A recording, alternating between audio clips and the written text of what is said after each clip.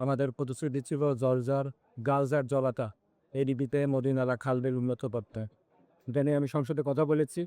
আমাদের দলীয় যে মন্ত্রী আছেন আমাদেরকে প্রতিশ্রুতি দিয়েছিলেন এই নীতি বাস্তবায়ন করা হবে এবং এটা আইনি ভিত্তি দেওয়া হবে। সেটার আলোকে আমরা দেখেছি নীতিমালা গৃহীত হয়েছে। আমরা সরকারকে ধন্যবাদ জানাতে চাই এদের তর্জত করা। আমরা যদি আইন পাশ করে তাহলে আমাদের নির্বাচন ইত্তফাক হয়। নিজামুদ্দিন নদীকে যেভাবে বিভিন্ন ইজারার মাধ্যমে এবং বদ্ধ জলাশয় আখ্যা দিয়ে মেরে ফেলার ষড়যন্ত্র হচ্ছে তার বিরুদ্ধে আমি জিও লেটার দিয়েছি। সরকারের বিভিন্ন পর্যায়ে যোগাযোগ করছি এটাকে খুলে দেওয়ার জন্য মুক্ত করার জন্য চেষ্টা করে যাচ্ছে।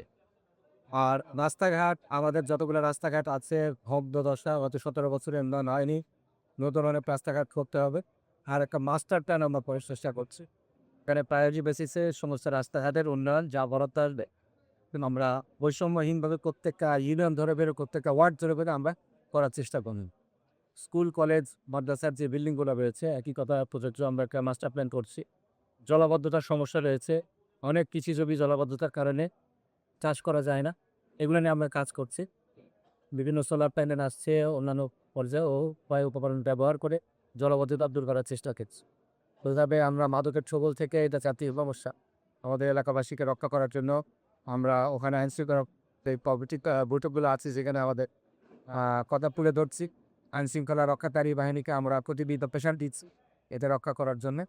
বেকার সমস্যা দূর করার জন্য আমরা প্রতি বছর ক্যারিয়ার ফান্ডের আয়োজন করবো ইনশাআল্লাহ। শিক্ষা ব্যবস্থা উন্নয়ন করার জন্য আমরা এরকম মেন্টরিং সিস্টেম এটা চালু করার চেষ্টা করছি।